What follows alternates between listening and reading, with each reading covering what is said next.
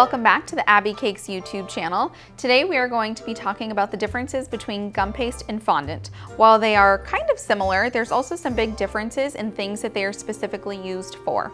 So just going back to the basics, both of them are very much like a sugar paste or an edible Play-Doh, if you will. Fondant is the most commonly used, and it's generally used to cover cakes. So if you buttercream ice a cake or you ganache a cake, generally you would then go and cover with fondant if that's what your design required. Here at our bakery, we usually use fondant to make cupcake toppers or toppers that go on top of sugar cookies. It doesn't quite set hard like a rock like gum paste will, so I try to use fondant for things that people really are going to eat pretty immediately.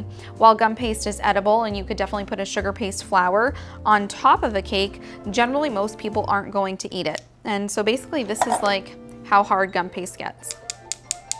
It's pretty hard. If we dropped it, it would crack. Fondant, I think if you let it sit out for a year, it would definitely get that hard, but for the most part, it stays a little bit soft and chewy. Even when it sets and it's easy to work with, it still holds up really, really well. So, like I mentioned, gum paste gets really, really hard, and it's usually used for things like figurines, flowers, leaves, things like that. And you can also roll it really, really thin, which is very, very nice if you're doing sugar work like this. So let me just show you a little bit of the gum paste and how thin we can roll it. So generally you don't need this much gum paste. This is like a lot. Like this could last us a couple of years. This is so much gum paste. But I like this brand of gum paste, and the next size down that I can find at the local craft store is this small. It's a tiny little pack, and I'll go through that very quickly. So I got this one to show you guys. It's pretty pliable, but you do have to work quickly because it's gonna dry really, really quick. So just kneading it here so that I can roll it. It's pretty sticky, it's elastic. I'm gonna use a little bit of cornstarch. I'm gonna roll this out. If you are doing ruffles on a cake, you could use gum paste just because it gets really thin, but also if you're gentle enough with your fondant, you could use that as well. So this is really thin. Really, really thin. It's already kind of getting frayed edges. So I'm gonna cut out a petal here. I take my ball tool, and because it's so thin, it's gonna give me a nice ruffle here and fold to the petal. So if I were making a flower or leaves, this is perfect. And the nice part about this too is it's gonna set really, really quick. Definitely it may need to be like 12 to 24 hours, but much, much quicker than fondant. If I were making something like a character, I would definitely use gum paste because characters, if you're making the body, the head, the arms, they can be a little bit heavy. And just because fondant doesn't set as quickly, you definitely wanna use gum paste because everything will kind of start shifting down just because of gravity and the weight. So if we were doing a topper, I would definitely use fondant. We do a lot of fondant cupcake toppers at our shop. And we also like to use fondant for our toppers for sugar cookies. Definitely we use royal icing embellishments, but I also really, really like to decorate with fondant stuff. Okay, so we've got our pink fondant here. Very pliable, easy to work with. So I'm gonna roll it out. And I prefer fondant for toppers and things like that just because I have a little more time to work with it over gum paste because it's not going to dry as quickly. So I'm gonna cut this shape out, and I'll probably have to trim once more. I'm gonna roll my fondant over this design.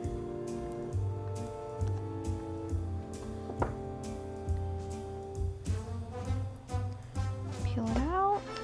I pretty much always do all of my fondant work on a silicone mat. It's just super easy to work with, and I don't have to use a ton of cornstarch.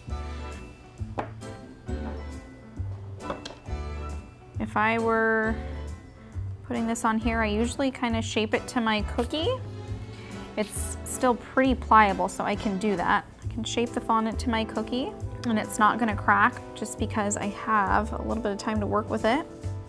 And I'm gonna add a little detail here.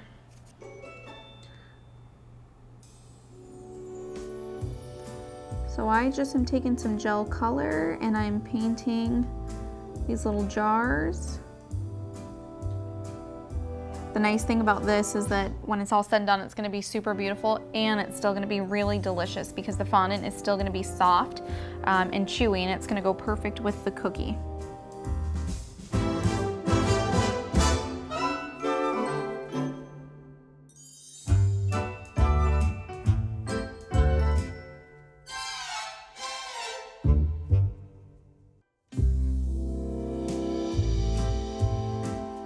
Okay, so we've got our fondant topped cookie. I am just going to finish it off by steaming. Pretty much anything I cover in fondant or any toppers that I make with fondant, I always steam them because they look a little bit dull. Gum paste, depending on what you're doing with the flour, you don't have to. It's completely up to you and the look you're going for. We got a new steamer. It works so good. And so now that's shiny. And while it's still a little tacky because of the steam, I am going to add a little bit of gold leaf.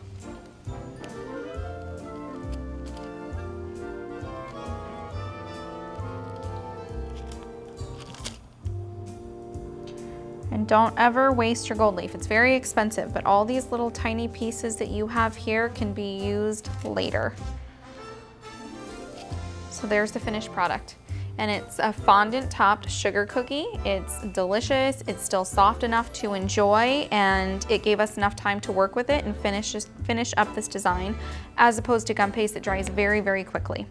Another tip for gum paste, if you don't have gum paste available, you can take fondant and mix it with a little bit of Tylose or CMC powder, and it just looks like this. A little bit goes a long way, but you'll notice a big difference. Mix this in with your fondant, and whatever you're doing or making with that will dry very, very quickly, similar to gum paste. The only thing is you gotta mix really, really well, or you'll have these little granules in your fondant.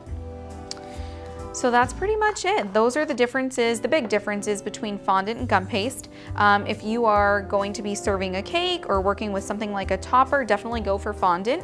If you want something that's gonna dry hard, you can roll really, really thin, get those really sharp and fine details such as ruffling, like we did on this petal, definitely go with gum paste. If you have any questions or any tips for us, please let us know, and don't forget to like and subscribe.